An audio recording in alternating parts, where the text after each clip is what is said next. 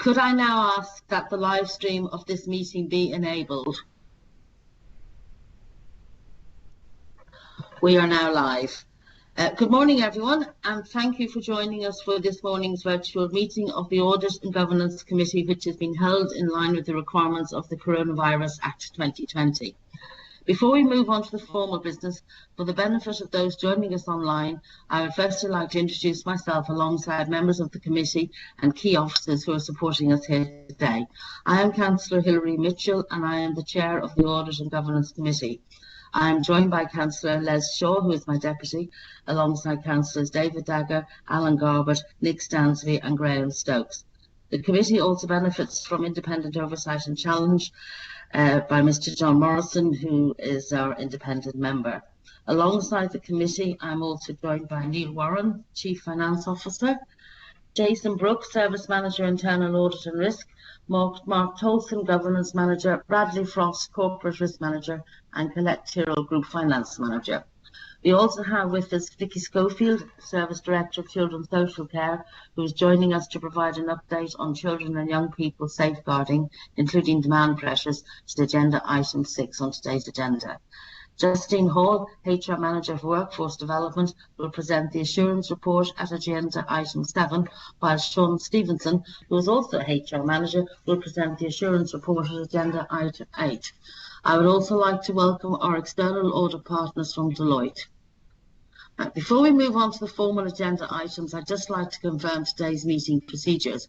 We will take each item on the agenda in order, copies of which have been provided to members and is also available on the Council's website. I would remind colleagues to ensure that your microphone is on mute throughout the meeting unless invited to speak, to minimise the potential of background noise disrupting the meeting broadcast. In accordance with Council meeting procedure rules, my ruling as Chair during a debate will be final. When invited to speak, you will need to unmute your microphone and state your name before addressing committee. Please remute your microphone once you have finished speaking. I will invite any colleagues wishing to comment on the report or ask questions to do so at the appropriate points in the meeting. Please indicate your wish to do so by typing a Q or a C using the instant messaging function. At the end of the debate, I will seek confirmation from the meeting that it agrees to the proposed recommendation. And as ever, I will take silence as agreement. If everyone is happy, then I shall proceed with our formal business. So agenda item 1 is apologies for absence. I have received apologies from Councillor Elaine Blessed. Are there any further apologies? No. Agenda item 2, Chair's remarks. I would like to draw committee's attention to resolution 3 of minute 61 of the previous meeting, which can be found on agenda page 6. You will recall our discussion on the merits of a member champion for risk management. Following further discussions, Councillor Michael Graham, as portfolio holder for resources, supported by myself as Chair of Audit and Governance Committee, and Neil Warren as Chief Finance and Section 151 Officer, will jointly fulfil this risk oversight role. I have no urgent items, so we will move on to item 4, members' declarations of interest. Do any members have any interest to verbally declare in the matters before us? Okay, I'll take that as a no. Agenda item 5 is to approve the minutes of the previous meeting just held on the 20th of July. Do I have a mover?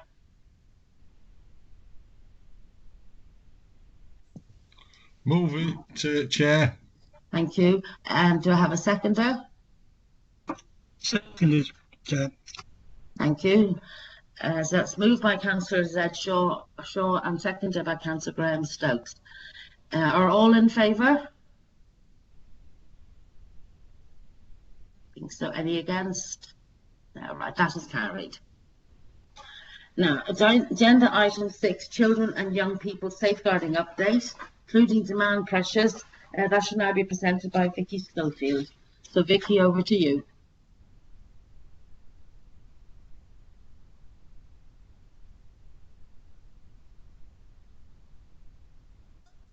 Sorry, I am here, colleagues. It just took me a minute to get myself off mute there. Morning, everybody. I think you've asked me to come for two reasons. One, I think, is to give you an update on the progress of the improvement work, and then I think secondly to discuss with you the issues around demand management and how we're dealing with that. So first, I know that you've got a report, so I'm not going to repeat everything in detail, but I'm quite happy to answer questions if people have them. Would it be helpful if I put my camera on so that you can see me, or are you happier with me not doing that? I'm just as happy with you not doing it. It tends to mess up the signal. Yeah. Okay. So in relation to the progress of the improvement journey, just to remind you all where we came from, the Ofsted inspection that identified Wakefield Children's Services as inadequate overall happened in June 2018. So we're now just over 2 years on from that. During that time, we've obviously had the government-appointed commissioner, Peter Dwyer, who was with us for just over a year, and as you'll know, he undertook 3 visits to us and made 3 reports to the Minister, the last of which was in November 2019. And as you'll recall, Peter Dwyer identified that Wakefield Council were taking the right steps to improve, had ultimate confidence in the leadership and the governance arrangements to drive that forward, and recommended in his last report to the Minister that that position continued and that we were making sufficient progress. The report also provides for you links to the 3 Ofsted monitoring visits that have taken place during the improvement journey, the last one of those being October 2019, and all of which indicate areas for continued improvement but a general upward trajectory. We've obviously also had the improvement board in place since around September 2018. That has an independent chair who also provides reports to the Department for Education. And as you'll know, that improvement board has representatives from the department on there. So there is some external scrutiny as well as the partnership, a senior level partnership contribution to that board. The improvement board set off with over 30 independent projects which needed to be progressed. We've now got a significant shift in relation to all of those projects. The vast majority are now identified as on track. There are a small handful of projects still sitting at the amber rag rating. They're well understood and the activity is in place to move those forward. In relation to the assessment of the improvement board activity, the independent chair consistently expresses a view that we are where we should be in terms of our improvement work. And then just to bring you up to date, we have had a Department for Education assurance visit that's taken place within the last 2 months. A letter has been produced to us from that visit. And again, that sets out good progress.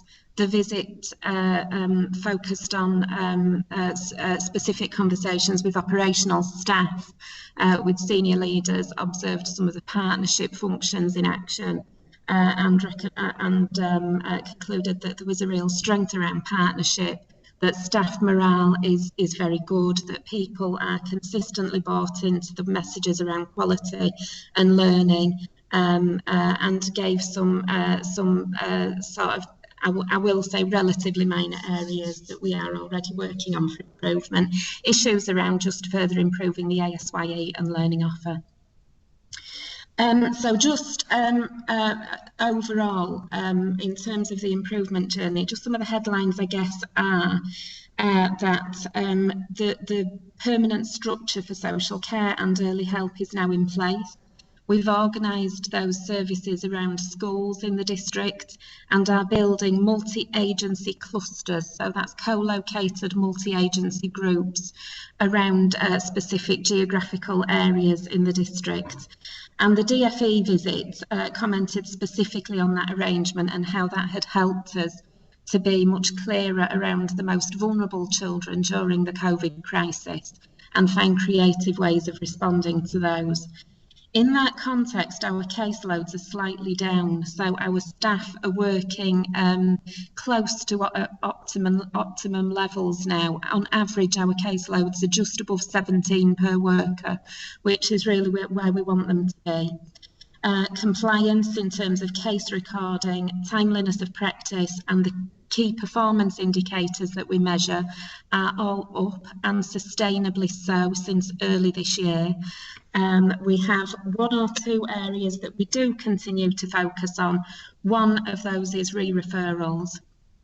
We've got slightly more than we would like in the district, and there is specific work going on in that regard. We know that our quality is up as well. That's based on our audit function.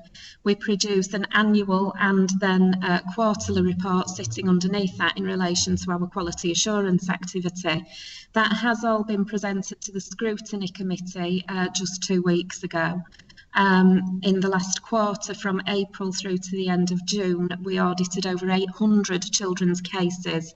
And what that tells us is that the good work for children, in line with Ofsted grade descriptors, is significantly higher than it was at around a third, and the inadequate work is much reduced, under 10%, and comparatively that is very favourable. When we audited our work at the beginning of the improvement journey, around a third was identified as inadequate.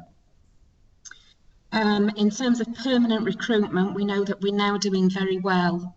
Certainly over the period of COVID, notwithstanding the challenges, our ratio of agency staff to permanent staff has reduced considerably. So from June of this year, where we had 92 agency social workers, to the end of August, we were down to 57. And we've got additional planned permanent recruits joining us through August and September, with more recruitment activity going on. By the end of September, we will have a completely permanent management team, right down to team manager level, and that's the first time that that has happened during during the improvement work. In terms of demand pressures, obviously children's social care is a high demand area, and I think we wait to see actually what COVID does to that. We know that some areas in the country are expecting significant increases around demand relating to the current circumstances. And I guess that's for obvious reason, where children have not been as visible as perhaps they would have been for the last 6 months with school closures and the like. There is some question around whether we will see a spike in referrals and a spike in children needing help or protection. That, as I say, remains to be seen. I think in Wakefield, what is reassuring is that the referral rate to children's social care didn't really drop significantly below that, which would have been usual for the district. We've continued to have new referrals about children in similar number to those which we would have had schools being open in the way that they would normally be. And I think we believe that in large part that's due to the multi-agency working around the clusters that we've had in place, being proactive in identifying vulnerable children. But I guess we'll see. I think we expect some increase, but perhaps not to the same extent as other areas. The children in care numbers have continued to rise. I think, as you will know, that was certainly very significant towards the end of last year, when we had a significant increase in children in care through October, November and December. Since that time, we've worked really hard actually to try and mitigate any increases to children in care, and the number has begun to stabilise. And I think what I'm very pleased about is that not only has the number begun to stabilise, but that we've also worked very hard on things like permanent outcomes for children.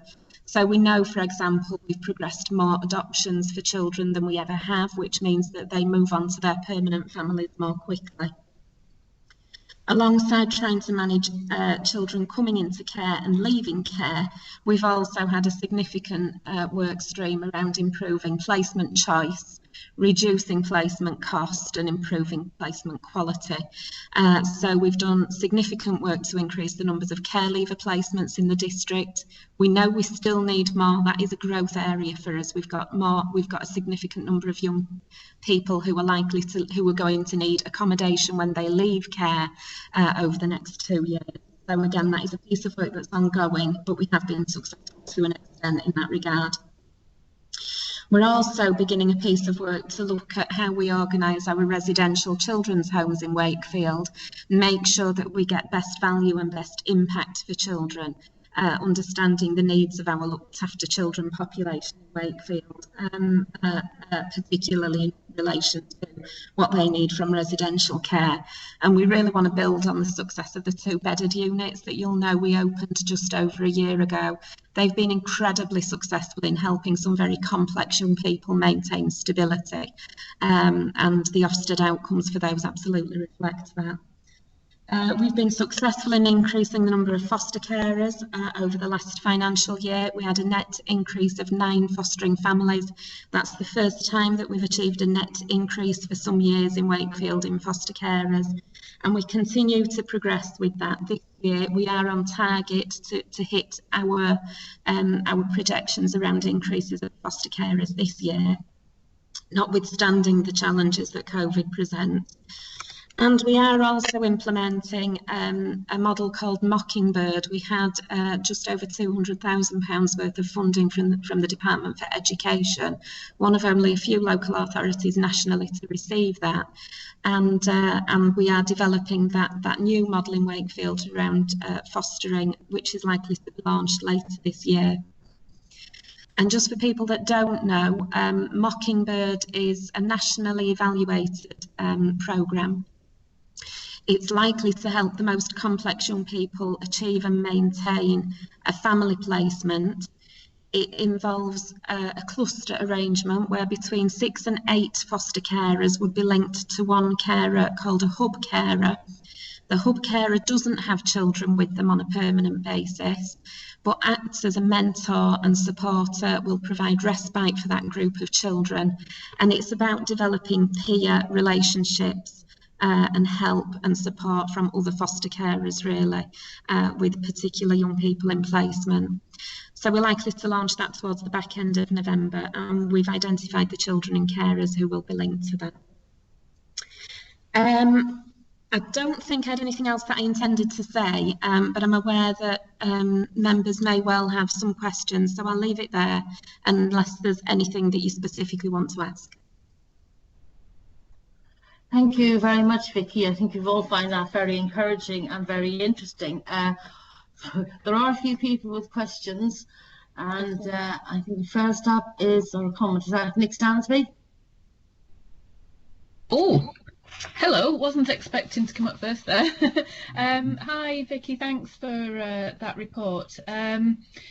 Just a quick question about the educational healthcare plans. How are they going? Because obviously with the schools being closed, they will be behind the plan, and they're quite important, aren't they, for the children in care? They are, yeah. We have, and it's the same for the personal education plans as well.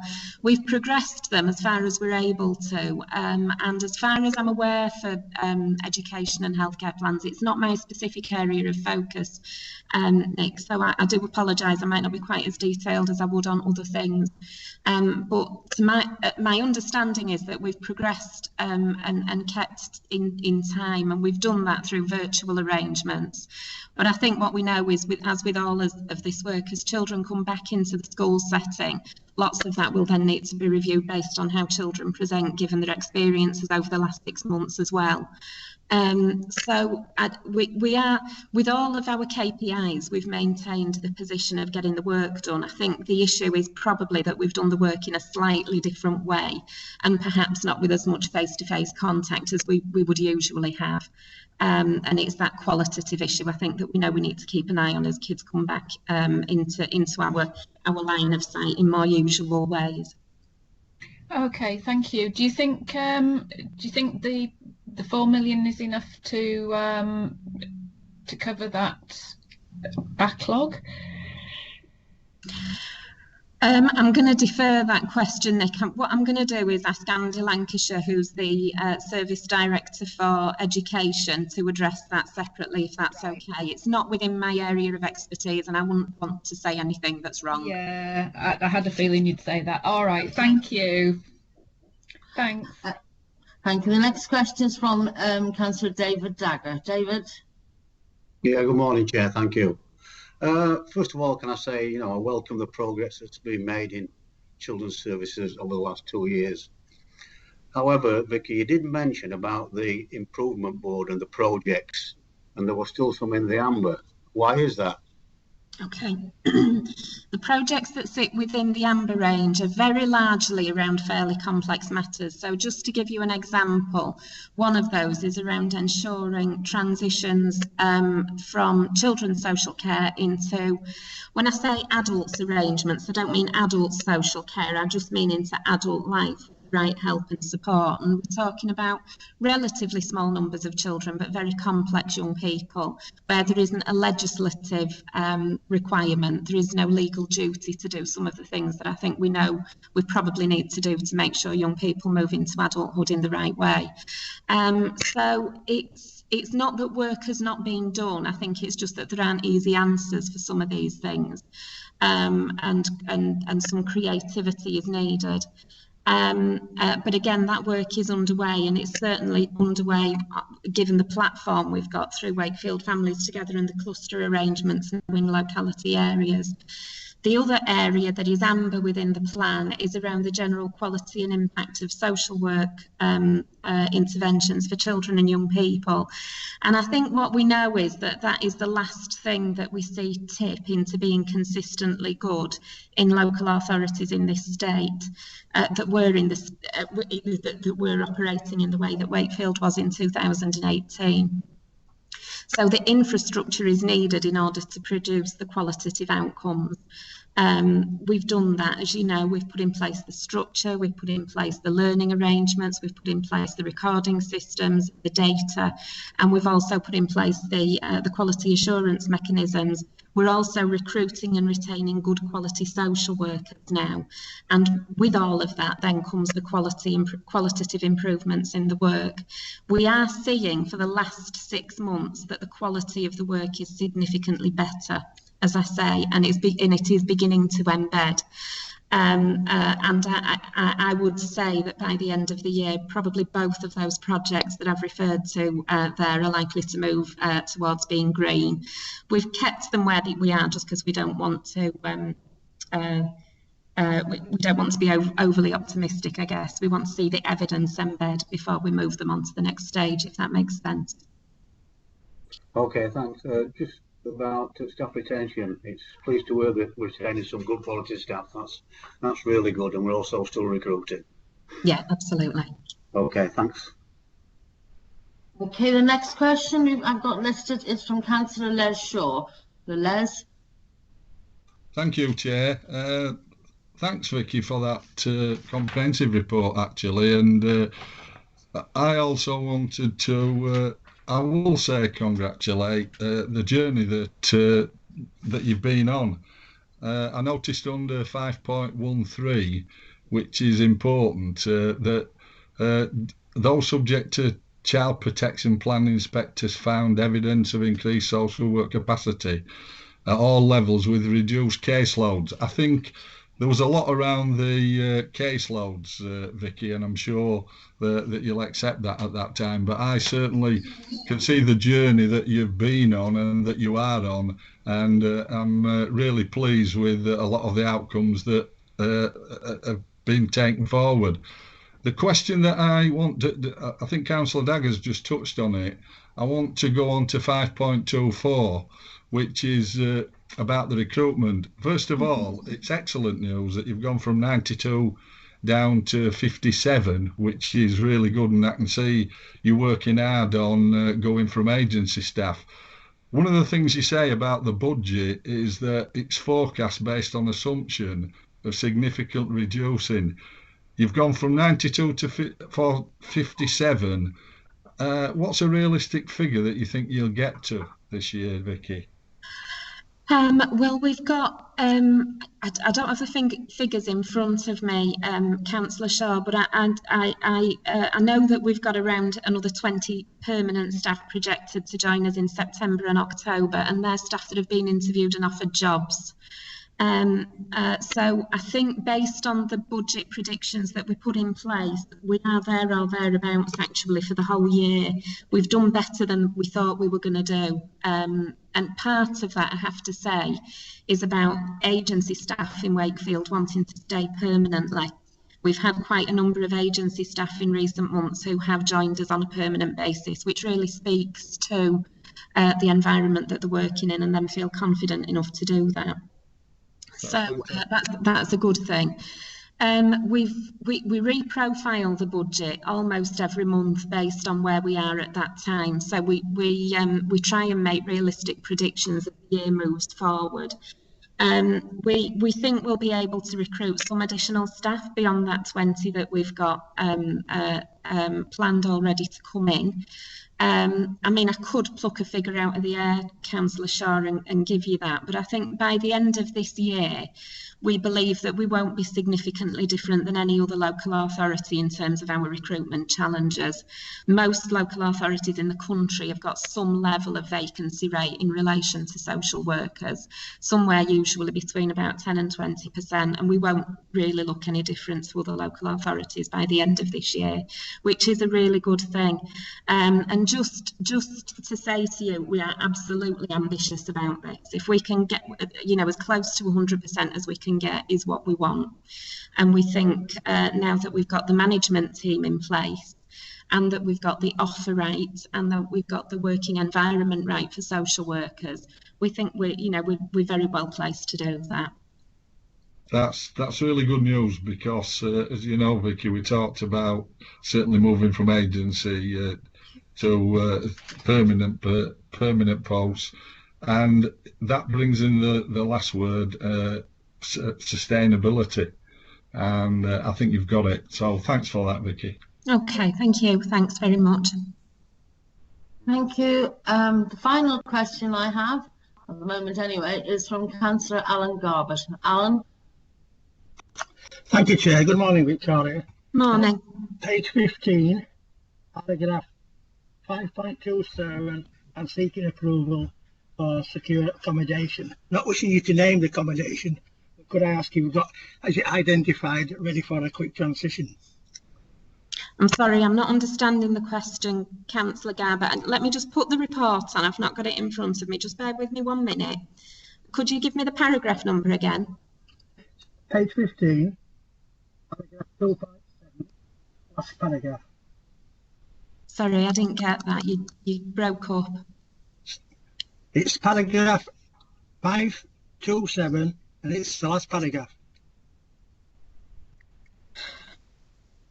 Which report are you looking at, Councillor Garbutt? I've not got a 527 in the one. That must be a wrong report. Sorry, I've jumped in a bit too soon. Sorry, I've got a 526, but that's about EHCPs. Sorry, it's my mistake. Apologies. Okay. Did you want to repeat the question, and I'll have a go? Yeah, as I say, I'm on agenda 550, but I think I'm on the wrong agenda. So I'll leave the question for the moment. Okay. Okay, thank you. I'm just getting a message coming in. Just be patient. Turns up. Not yet. If I may say, Victoria, I think we're all very, very encouraged by what's been happening with social care, and certainly, I mean, I've done lots of temping over the years. I quite enjoy it, and I find to move from a temporary position into a permanent position, you have to have a considerable faith in the place you're going to because you know all about it, and I think it does show considerable confidence in Wakefield, which is obviously a good thing. Neil Warren has just pointed out that is a 5.2.7 on agenda page 15, certainly in my report. So, colleagues, I don't have the agenda. I've only got the report that I've been presenting. So, if somebody could if you could just explain that paragraph to me, or the sentence or two, I'll do my best to answer a question. Oh dear, I do apologise. I've just not got the agenda. Okay, that's quite a long one. Two linked key pieces of work have been taking place over the last 18 months, the development of the Wakefield Families Together approach and the Inclusion Strategic Review, and both aim to ensure earlier intervention to avoid escalation of problems, etc. It doesn't say anything actually about additional. Oh yes, it does. Yeah, during the last academic year, a group of school leavers have worked together with partners from across the education system in Wakefield to reshape the local system of inclusion support and alternative provision. The focus of the work has been on inclusion in the sense of pupils at risk of exclusion or requiring support from alternative provision, but whose primary barrier to learning is not a special educational need or disability. I'm wondering, Alan, does any of this make sense to you? Because it's not, your question was about accommodation, wasn't it? Alan? Yes, correct. Sorry. Yes, it was. And accommodation doesn't seem to be mentioned in this at all. I was asking whether or not, without naming the accommodation, has it been identified, allowing a quick transition for it to take place?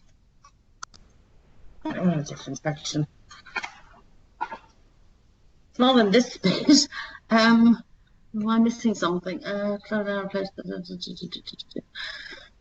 Yes. A report is going to council at the bottom of this report, Vicky. It says a report is going to Cabinet on 15 September to gain approval to secure appropriate accommodation to further enhance the co-location and increase the integration with wider partners and other council staff teams.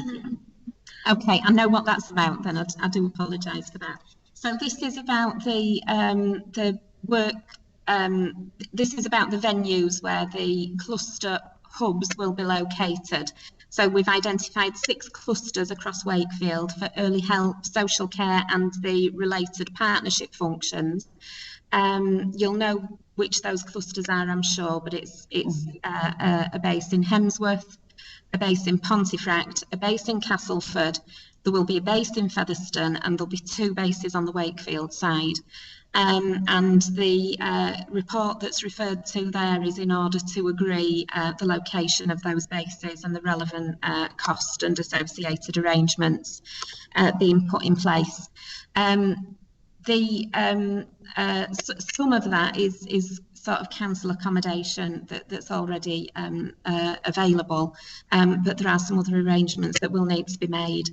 So yes, the arrangements have been identified. That will come to Cabinet as the record says there, and there'll be a decision to be made about that. But this is really about trying to put these resources, early help, social care and the related partnership functions around schools and early years providers so that we prevent escalation of children's problems, really.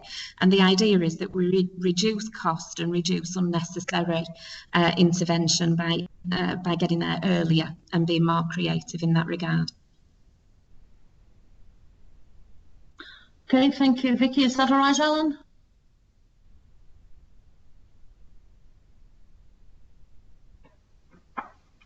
Presumably. Yes, thank you. That's very, very helpful. The recommendation is that we note the progress made against our improvement plan and including the actions taken to respond to demand pressures. So can I ask, is this report carried? Yes, no response, yes. Okay, thank you very much, Vicky, and the young people, Children and Young People's Directorate for such a good job. The next item is agenda item 7, Assurance Report Workforce Planning, which will be introduced by Justine Hall. So good morning, Justine.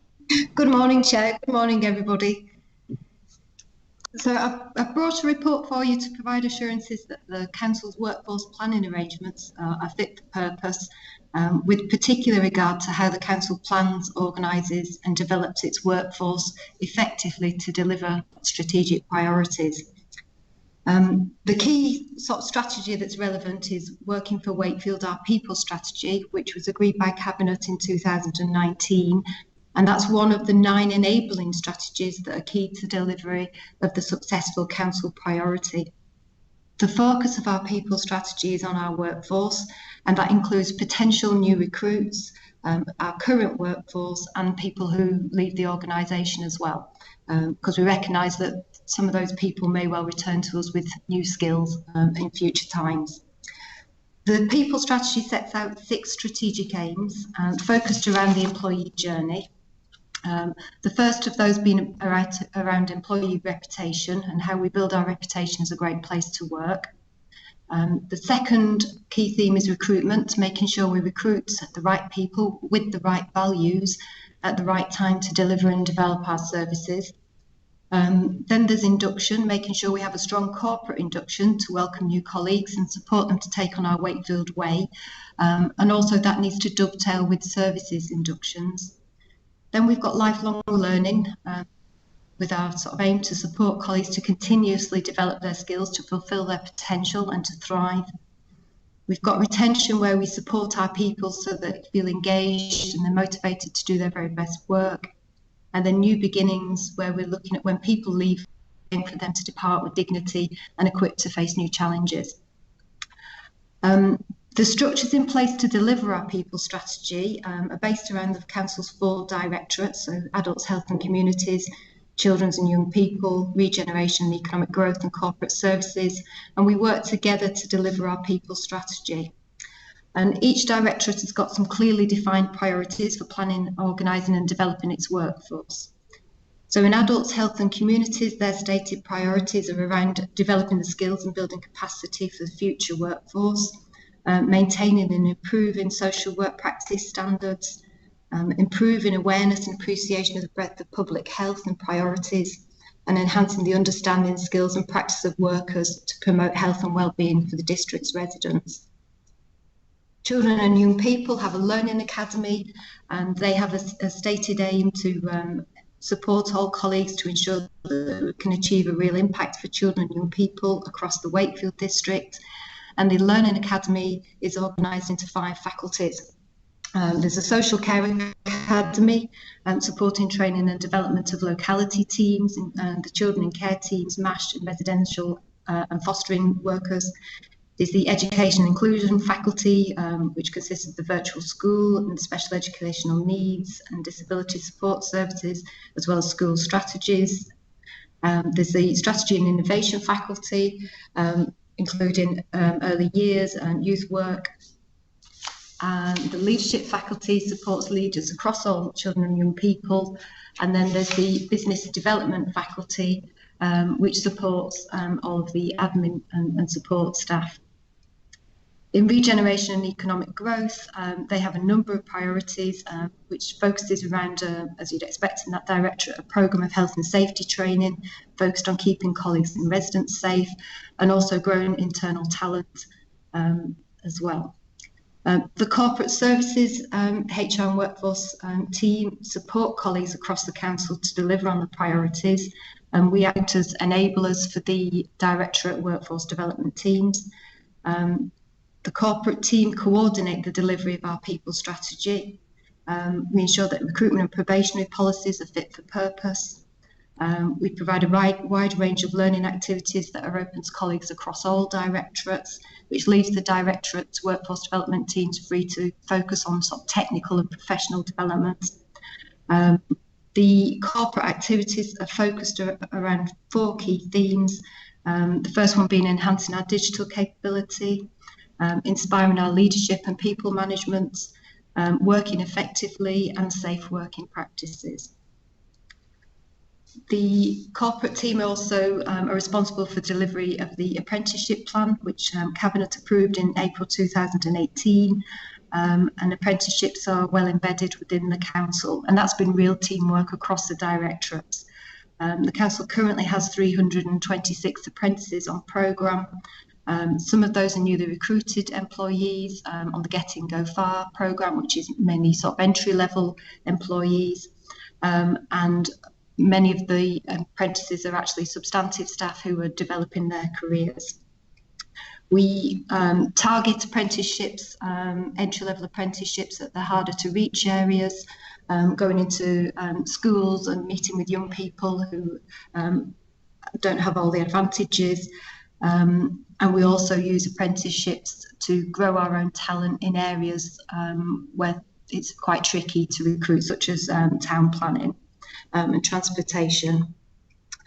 We've used the Apprenticeship Levy to fund most of our management development, supporting managers to get professional qualifications. So we have level 3 apprenticeships for supervisors and team leaders. We have a level 5 programme for middle managers, and we're just about to go online offering a management degree to more senior managers. Those management qualifications are available for people in management posts and also people that aspire to management. As well as formal qualifications for managers, we have a number of modules for the softer skills of management, which are usually linked to Wakefield policies and procedures, such as recruitment procedure, appraisal procedure, disciplinary grievance. And we have a series of masterclasses as well, which are open to everybody. The content of those, we've just launched the autumn programme. The first few sessions are masterclasses on the topic is Let's Talk About Race, which obviously has been in the news a lot recently. And the other topic is virtual management. So just to support all those managers who are all of a sudden managing teams who are not in the office and in various locations.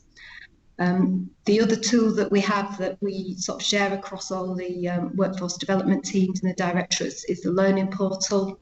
And the Learning Portal is where we curate the best content from the internet and give our colleagues easy access to it.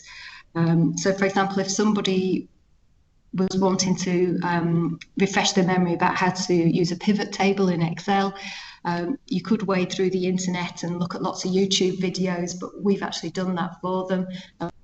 The best, most informative video, and also we check that any of the content fits with our culture and values. And when it does, we post that on the Learning Portal. So instead of reading through everything on Google, our colleagues can easily find information on the Learning Portal.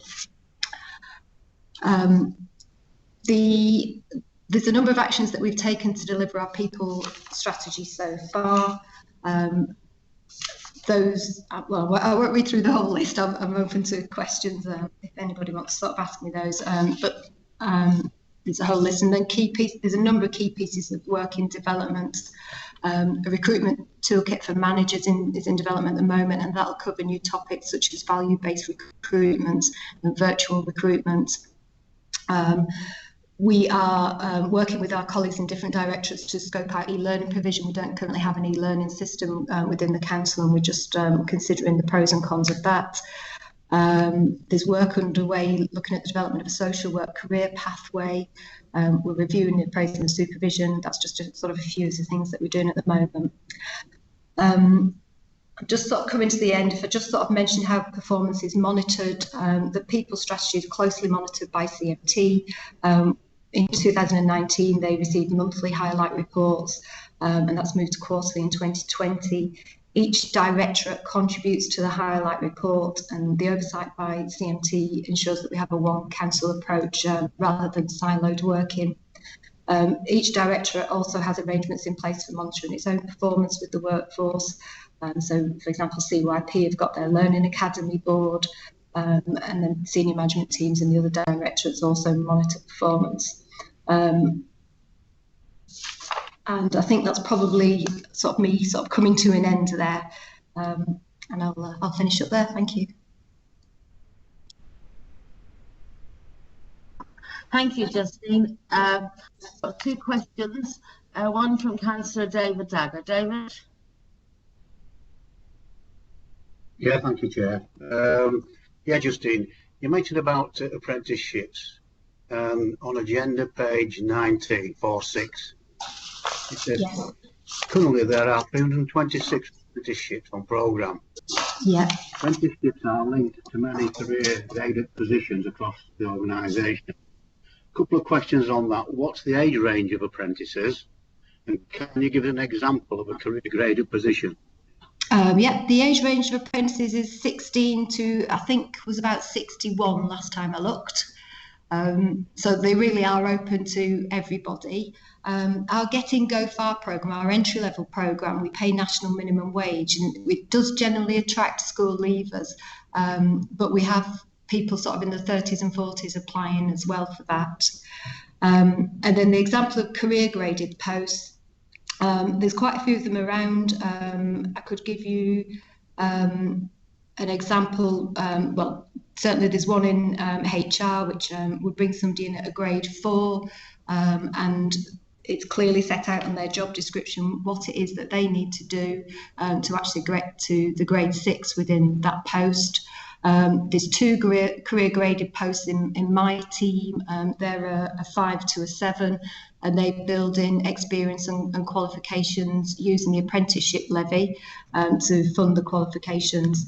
There's a lot in, quite a few set up in regen. I'm probably less clear about the sort of details of those. But it's something that we encourage managers to do, is to think about how they grow their own talent. And now we've got the apprenticeship funding, it really helps us do that. Yeah, I do welcome that about homegrown talent. I think that's a good thing. And my second question was that you did mention about going into schools. Yes. Reaching the hard-to-reach people. Prior to the COVID crisis, how many schools in the Wakefield district have you been into? Oh, I don't have that information to hand, but certainly last year I've got about 21 in my head, but I would have to double check that figure, Councillor Dagger. We do report every year on apprenticeships, don't we? And that's the sort of thing that we normally put into the report. So schools, and also we join in some of the bigger careers events, particularly like at Leeds Arena. There was quite a big apprenticeship event sponsored by the National Apprenticeship Service. We joined in that. So we think it's just really important to get out there face to face and meet people, and we usually take some of our apprentices with us as well, and they're the best person usually to talk to interested people and parents, because they tell it like it is, and generally people are quite encouraged by that.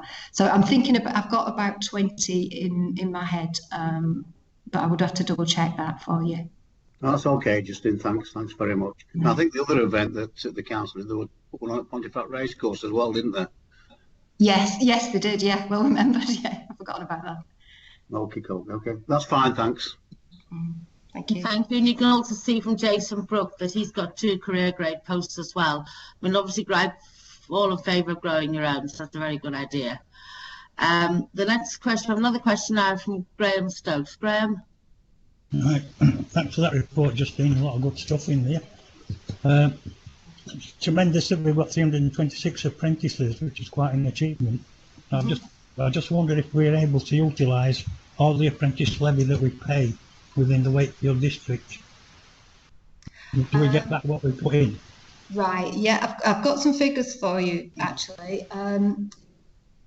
We've spent 1.7 million of the apprenticeship levy so far, and we've still got 1.1 million available, and that's because we put in between 70 and 80,000 pounds every month. If we did nothing and we didn't take on any more apprentices, money would start to be reclaimed by the Treasury in February 2020.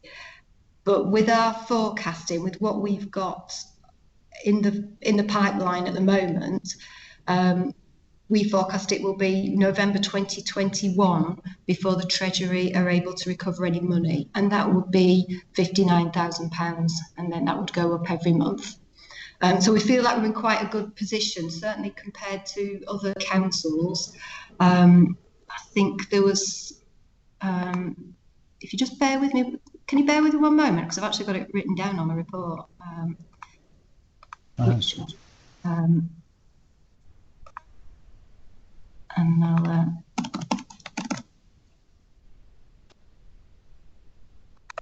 I might have to give you the right information. Right, so here we go. Yeah, so the local government information provided, they won't name names, obviously, but they did provide a little bit of information that enabled us to benchmark. So the LGA carried out a survey, and they found that locally, 7 out of 15 Yorkshire and Humberside authorities have had levy funds recovered before March 2020. So because it is a challenge to spend the money. So we think with the number of apprentices we've got, and with the information that we have, it's going to be November 2021 before we would look to potentially have funds recovered.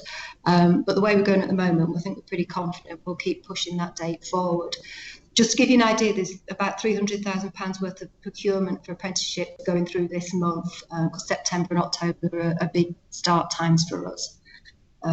So it's looking pretty healthy, and we couldn't do that without the culture that we've got and the work that each directorate does, their workforce development teams and their managers, and then being open and supporting apprenticeships. Everyone's really got behind it. Okay, thank you. It's good to hear of all the good work that's going on. So thanks for that. Thank you. Thank you, Graham. Next question is from Alan Garbett. Alan? Yeah, thank you, Chair. Could I refer to page 18, paragraph 4.1? On the recruitment plan, is this a refreshed plan, or is it from the normal journal? I'm sorry, I didn't hear that. Could you repeat it for me, please, Councillor? Regarding the 6-point recruitment plan, is this a refreshed 6-point plan, or is it from the normal journal of recruitment? This is the people strategy, and that's the same as it's in the same state as it was brought to Cabinet in 2019. So I'm not aware of any changes. There is a lot of work. The people strategy focuses on the entire employee journey, and recruitment's one theme. I'm aware there's a lot of work underway with recruitment at the moment, both corporately and in directorates, revising the policy and the toolkit for managers. Leading on to recruitment, internal, external, Yeah. do you have a benchmark or a target time? I accept that COVID will be playing havoc with it, but do you actually, I'm mindful that while there's a gap in the structure, that work is going to be picked up by other members of staff. So I just wondered if you have a target time for internal, external vacancies. That's not my area of expertise, so I don't know the answer to that. All that I do know is that there's quite a lot of work sort of going on that keeps recruitment sort of constantly the attention. Sometimes it helps, doesn't it? You want to carry a vacancy for a bit longer while you perhaps make some sort of other organisational changes. But we've certainly sort of invested, and we're doing a lot of work with My People, the new single people solution, which makes it even easier and more straightforward for managers to sort of create jobs and advertise. It's certainly automated the shortlisting and the invitations to interviews, which I think helps sort of reduce the timescales as well. But I'm afraid I can't answer that question for you. I'm not aware of a target.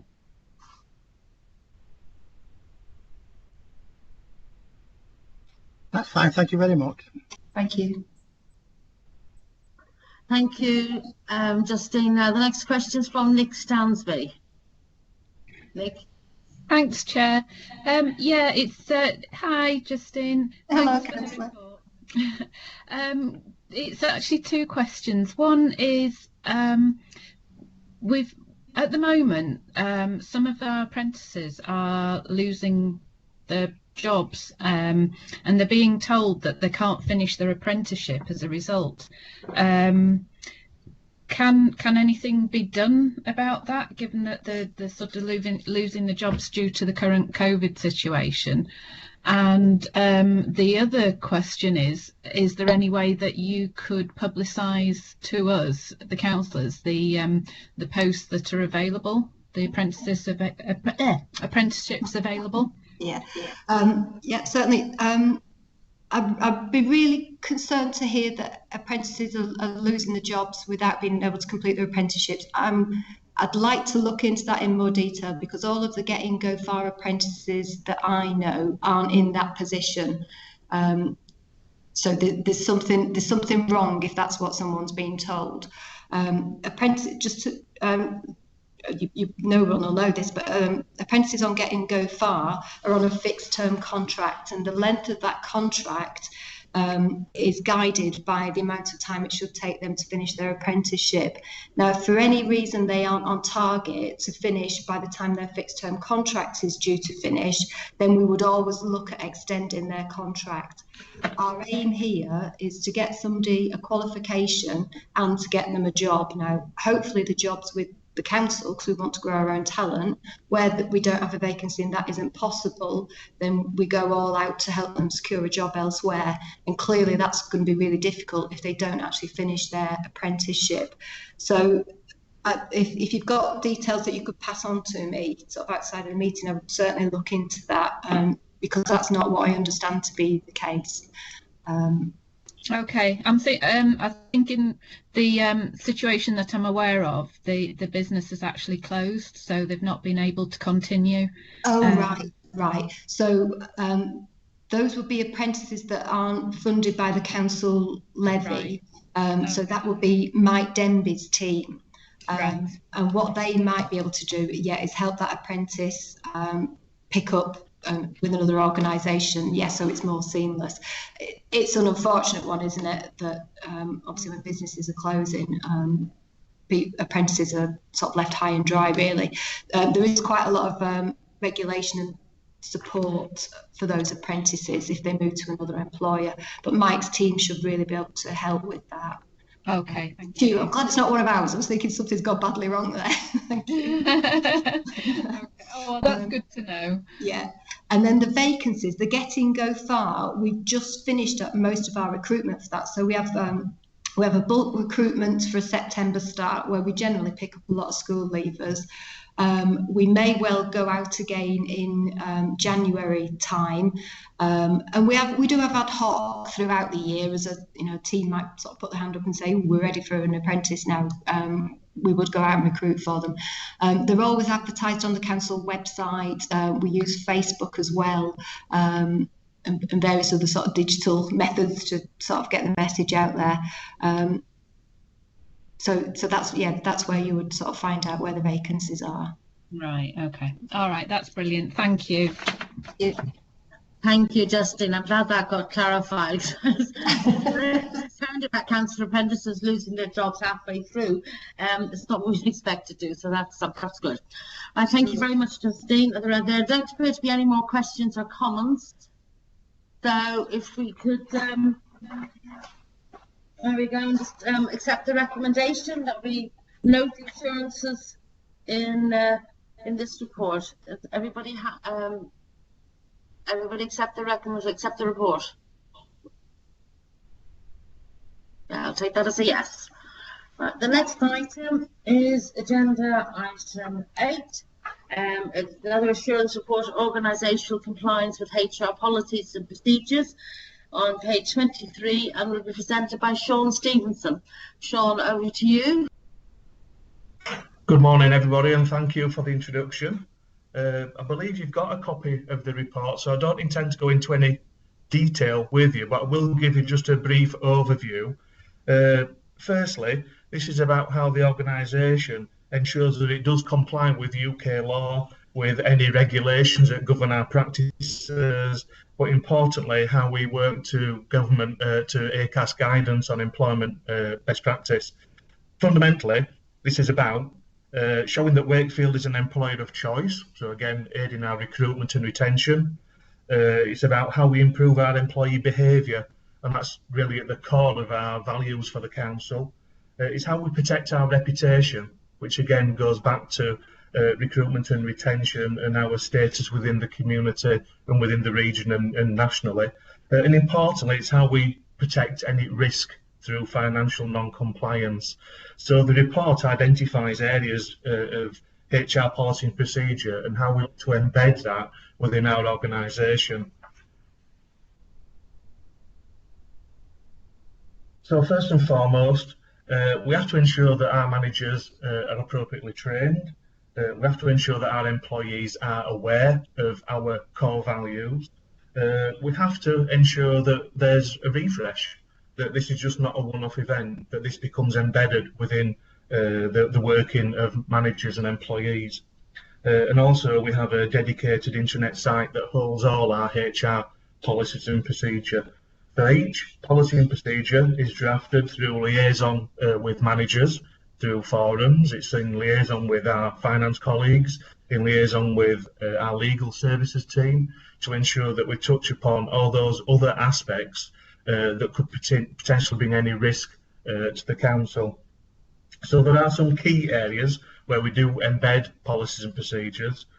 So we have a contract of employment, and the government's Good Work Plan now states that a contract of employment must be given to an employee on day one or before. So at the moment, it's prior to this, it was an 8-week waiting list. So what this does is help with the preparation of an employee coming into the organisation, about how we show them our expectations, again, how we link that to our policies and procedures, what's clear what they have to do within that. So the contract of employment is a critical piece of document now that we will meet with the Good Work Plan, and that will be going out to all employees as part of our onboarding process. So again, that will link back to some of the work that Justine mentioned about the working for Wakefield. It's intrinsically linked to that document. So a lot of the HR policy and procedure will embed the working for Wakefield document, our people strategy. Importantly, the contract of employment is a legally binding document. So it's about expectations on both parties, not just the employee, but on the employer as well. So it makes it clear what it is that the council would deliver as well in that relationship. As part of that, we have an induction programme, a corporate induction programme. So induction will go on locally, it will go on across the district through the corporate programme, but we have induction both for new employees, but importantly for new managers in new roles within the council. So we're there to support them. The induction programme, again, will give an overview and a familiarisation with all the HR policies and procedures that are there, that form the contract of employment, but also again build on that working relationship. In terms of refresh, we do have an annual refresh on the Code of Conduct. We started out with an electronic version in 2015. So each year, each employee, each manager will be asked to refresh on the Code of Conduct, which again makes clear what those values, what the performance expected is. We link it to other documents as well that sometimes fall out of what we believe to be HR. So there's the corruption, fraud and theft policies as well. And we also mentioned whistleblowing. So we will be doing an annual refresh again this year for employees. Again, we're linked to workforce development. So whenever we have a new policy or we revise a new policy, we will put out some manager briefings. We'll include training within the annual training, personal development training programme. So for example, we do disciplinary training for managers.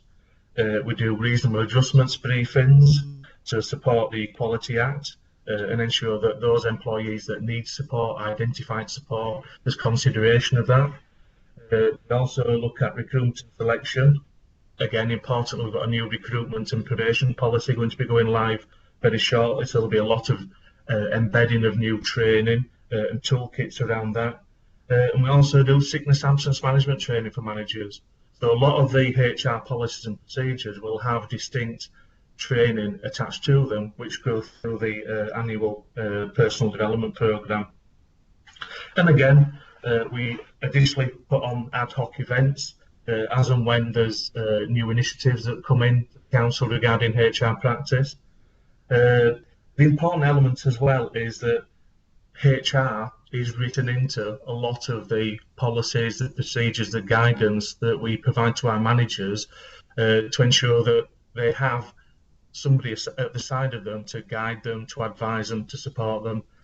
Importantly, when making important decisions in those policies, particularly where it may impact on a dismissal or the sanction that affects the individual or the service area, each HR policy will ensure that there is a HR colleague attached to that decision making. So there is an advisory and support element to our role as well. And I think the important thing as well, whenever we go through a journey on a case, wherever it might be a sickness, a performance, a conduct, there's always case learning. And as a HR professional, we go through that case learning with the employee, with the manager. What is it as an organisation that we've learned through that journey? what is it that we can do to change to ensure that we don't go through that journey again, thus enabling us to protect the integrity of our values within the council. So that's just a quick overview of the document that I've put in front of you. So if there's any questions, I'm happy to take any. Thank you very much, Sean. No, I think there might be one coming along. Yes, Les Shaw would like to ask a question. Over to you, Les. Just a quick one, Chair, thanks. Sean, under training, 5.51, it says personal development programme is offered annually. Whereas when we look at code of conduct, quite rightly, that's mandatory. My experience is, if you're offering development programmes, if you're offering, rather than sort of pursuing some of the people, you get less training and development through. And I've just wondered what sort of the uptake is in some of these areas for personal development. Sorry, Councillor Shaw, that's not necessarily within my work area. Okay. But Justine might be able to help a little bit. But you're right in terms of saying it is an offer. Yeah. What you're also looking at as well is looking to where we might have elements of mandatory training to ensure that our employees and managers have the right skills, the right skill sets, the right values and attitudes to do the role that we ask them to do.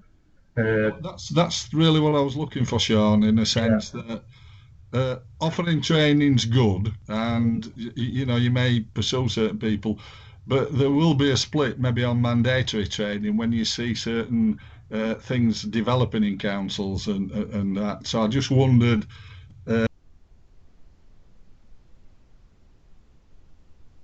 Sorry, Councillor Shaw, you've just gone on to mute. Just saying, just to make sure that we look at some of the things that we may want to push in certain groups, and we may want to make them more mandatory than just offers, that's all. Yeah, I know that, and that's a piece of work that we're on with at the moment, Councillor Shaw. Thanks for that. Yeah, thank you. Thank you, Sean and Les. The next question is from David Dagger. David. Yeah, thank you, Chair.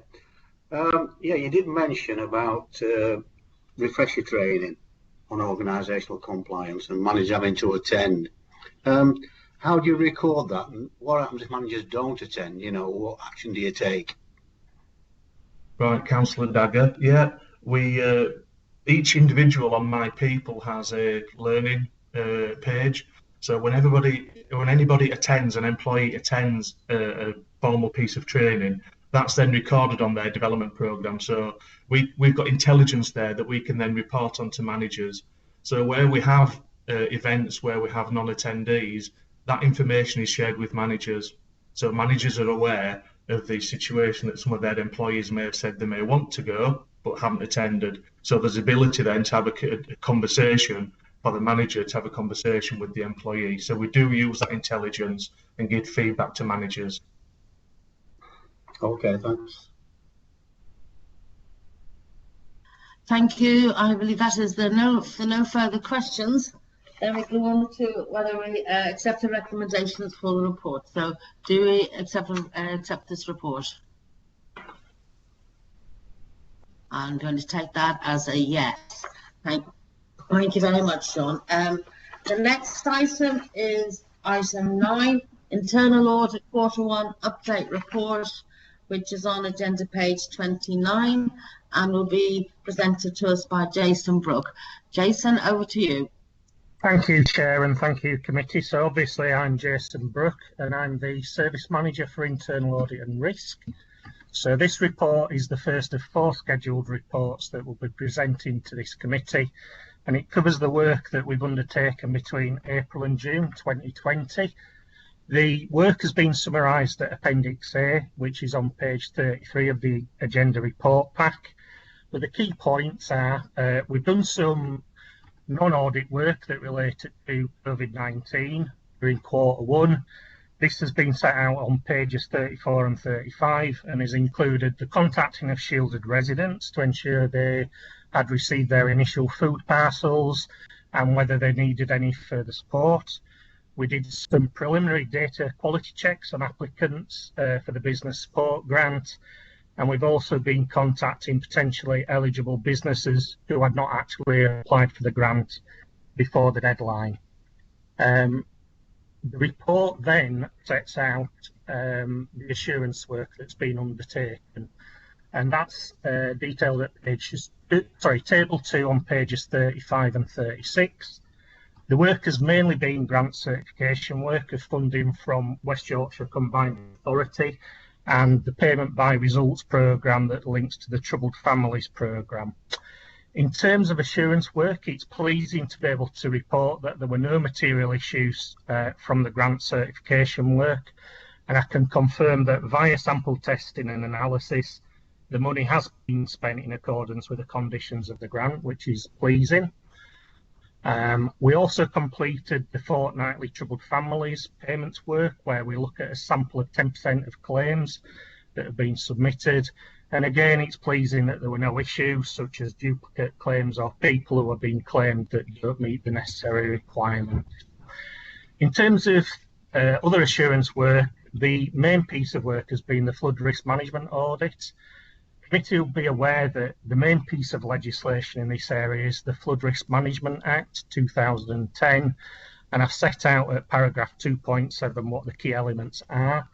This formed the basis for our review, and we also factored in good practice from both DEFRA and the Local Government Association. On a positive front, there is a flood risk management strategy in place which meets the requirements of the Act, and we can also confirm that work has been undertaken to identify flood risk mitigation structures, and there was good evidence of appropriate maintenance work being undertaken.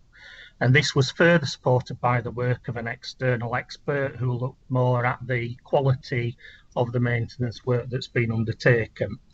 There were some areas for improvement, and I've set these out at paragraph 2.9, and I can confirm that I'm working with the new Corporate Director for Communities and Climate Change, Glyn Humphreys, to have a combined action plan in place and then to revisit that later this year. I'm just waiting for some confirmation from the service manager on some dates for when the actions will be agreed, and I will report the findings when we do the follow-up audit later. In terms of performance, I think this is one of the biggest pressures that I have at the moment. I've made committee aware that we've got a number of vacant posts in the structure. Whilst we've had open adverts for a long time and we've held interviews, unfortunately we've not been able to fill the vacant posts at audit manager and lead auditor level, so that's a risk that I'll continue to monitor and report on. Obviously, if we don't fill these posts, it'll have an impact on the amount of work that we can get through during the year. In terms of feedback from clients, we continue to receive client feedback via what's called a client satisfaction questionnaire process. And I think over the last 12 months, it's been reassuring that we've had an increase in people's opinion on the value that we've added and the quality of the recommendations that we've made. The one area that we do need to work on is the timeliness of our audit reports. So this will be something that I'll continue to monitor with my principal audit manager, and we'll tweak the current key performance indicators that we use to monitor that area. I'm just in the process of finalising an internal audit strategy, and I'd like to bring that to the next committee meeting as well, just setting out what our arrangements are and what we need to do going forward. Appendix B, I've set out the current progress against all the audits in the audit plan that was agreed in July. The colour coding is based on the priority of the audit work rather than the risk of whether the work will be completed or not. And as you'd expect, there's quite a lot of reds and oranges, which indicates that that work is very high or high priority. In order to develop my 2 trainee auditors, so Justine was mentioning about the Apprenticeship Levy, I've got 2 career grade auditors, so to develop them I need to give them some work that would be less complex. So those are the ones that will be yellow and green colour coded. At the moment, because of the vacant posts, there's a risk around 5 particular audits which are contingent on those posts being filled. Those are around emergency planning, particularly the responsibilities under the Civil Contingency Act, employment status with IR35, managing sickness absence with directorate arrangements, adults managing demand on services, and a contract review of the 5 towns leisure centre. So I've put all that detail in the report for you. In terms of recommendations, I'm recommending that one, committee notes that there have been no limitations in scope and nothing has arisen to compromise the independence of internal audit during this reporting period. Secondly, to note current performance. And thirdly, to comment on the proposal to add an additional question to our client satisfaction questionnaire to help understand whether the audit engagement has been insightful, proactive and future focused, which is aligned to professional requirements. I'm happy to take any questions. Thank you. Thank you. Yes, we've got one question coming along from Councillor Graham Stokes. Graham.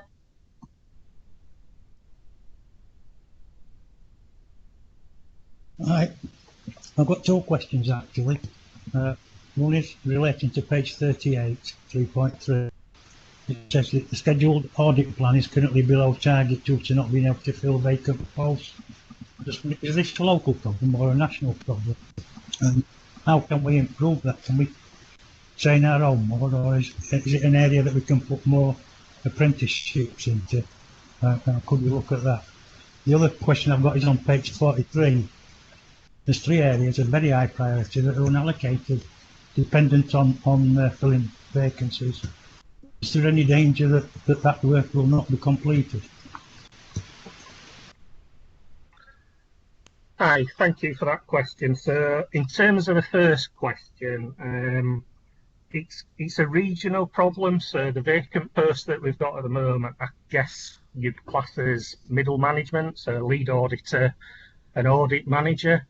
I think one of the implications of the austerity measures that we've had over the last 8 years or so is that, particularly within internal audit, there's been a reduction in the amount of people who were put through career grades. So that's now had an implication of there's not the number of people out there at that level to step up. And I think because of the uncertainty over COVID-19 as well, people are quite happy to stay with their existing employers, should I say. So those are things that I need to certainly think about. We've had adverts open and advertised since November last year. So the next thing is to utilise the council's specialist recruitment framework contract and just see whether or not we can do some headhunting. If that's unsuccessful, then I think the next stage is then to look at, do we start amending the structure and growing a few more people of our own.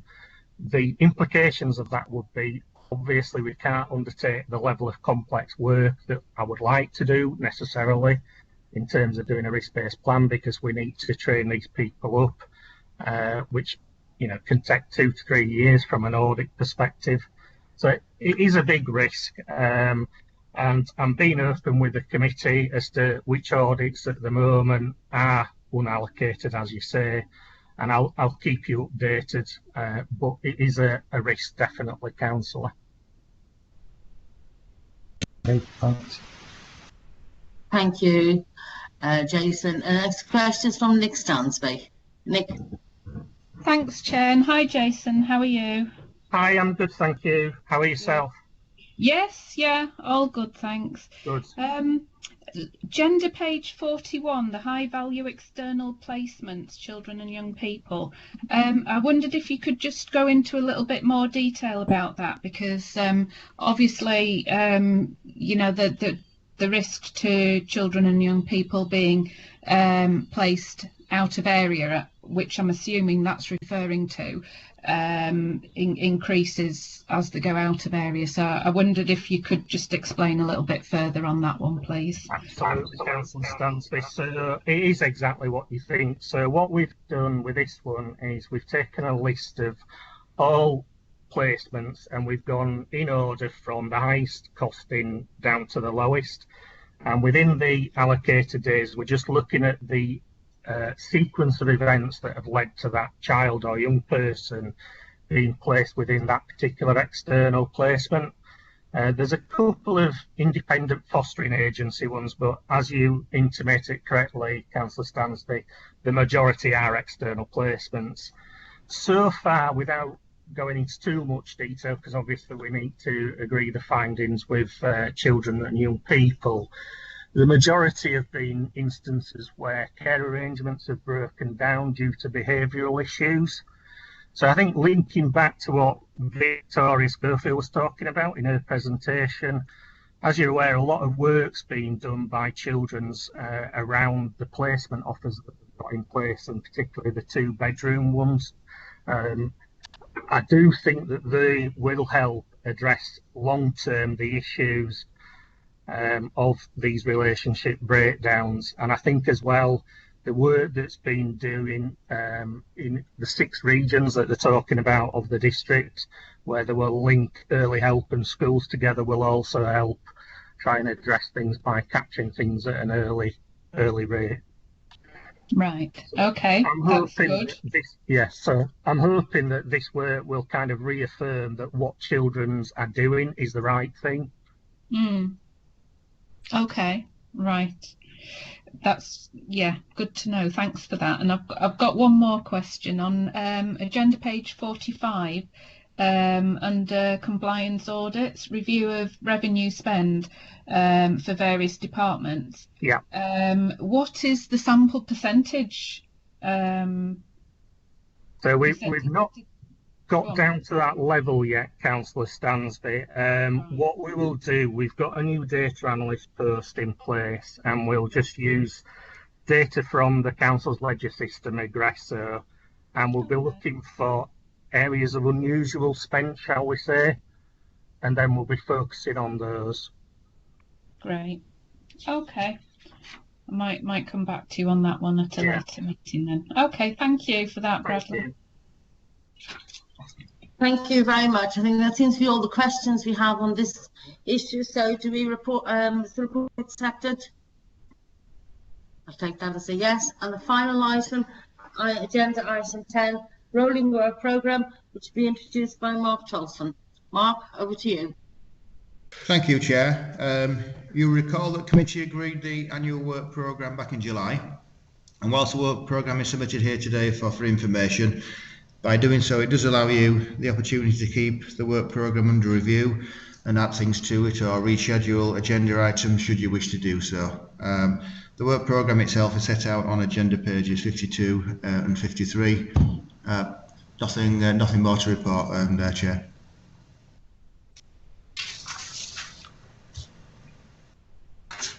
Thank you, Mark. We have a question from Councillor Graham Stubbs. Graham. Hi, Mark. Hi, Councillor Stokes. I've noticed that the impact of COVID-19 on the Council's internal control environment is down for 1st of March 2021. I just wondered, given that the high priority audits are not being completed due to vacancies, whether we ought to bring that forward a bit. Yeah, that's a fair point, Councillor Stokes. Would you like to reschedule that to the November or January meeting if that's agreed with the rest of the committee? Yeah, it'd be fine for me. Yeah, I'd be happy with that. Yeah. Right. Okay. We'll look to do that, Councillor Stokes. We'll bring that agenda item forward. Thank you. Right. Another note. Don't seem to be any more questions. I've got one, if you don't mind, Mark. Given recent changes, Brexit doesn't appear to be on this at all. Do we think we should, or should we wait until January, or what? Does anybody know anything? Again, another good question. I know that certainly the impact of Brexit has been something that the Overview and Scrutiny Management Board has been looking at. So I know that the scrutiny are keeping that under review. But again, there's the opportunity just to bring an assurance report here, just to see where we're at with Brexit, Chair. That's not a problem at all. We can schedule that into the work programme if members would like that. I think I would, because obviously, well, we still don't know what's going to happen in January. We probably won't know until, the end of December. But I think, if it is as bad as some commentators are saying, we end up with mass unemployment along with COVID as well. I think we do need to be reasonably prepared for it. And I'd like to see at least we had a look at it. Yeah, thank you. And anybody else happy with it? Neil, warrant you want to make a comment, please go ahead. Thank you, Chair. Yes, it was just on the Brexit one. I wonder if members might want to receive a report as part of the risk assurance arrangement. So we do have a corporate risk around Brexit, about our preparations for Brexit. So it could be that we ask Bradley to speak to the risk owner to bring forward a report back to committee, perhaps at the next meeting or the one after that, if members are so minded. So we can talk about the preparations as well as the potential impact. Yes, I would like that. I don't know how other members feel. Bradley wants to make a comment. You may have a different view on it. Bradley? No, I concur with what Neil is saying. What I would point out is, in terms of the assurance items related to risk at the November meeting, we had 2 items planned: health and safety and emergency planning arrangements. Now, I've also noticed that on the work programme, we already have emergency planning as an assurance report already. So what I would propose is, I agree with Neil, and we just swap out the emergency planning risk assurance item for the one on the Brexit risk. Yeah, I'm happy with that. Does anybody else want to comment on it? It appears not. Right. Are there any other comments on this rolling work programme? Nope. I've seen that from silence, and it would appear then that the agenda. Yeah. All right. That brings us to the end of the agenda. The next meeting, also virtually, will be had in November. That's about now. So thank you all very much for bearing with me. I'm afraid I got slightly muddled up at one point and my cat marched across the screen, but you couldn't see it. That was all right. It must be happening a lot to me. It must be as bad as my dog at my homework. My cat walked across the screen. So anyway, thank you for your patience, and we'll see you all, hopefully see you all again in November. Neil is wanting to say something, so are other people. Right, so just see what they come up with. I just wanted to say thank you, Chair, and see you at the next meeting, that's all. Thank you, Chair. Thank you. I think that's it. Right, okay, well, so still morning, so we did this in good time. So good morning, everybody, and enjoy.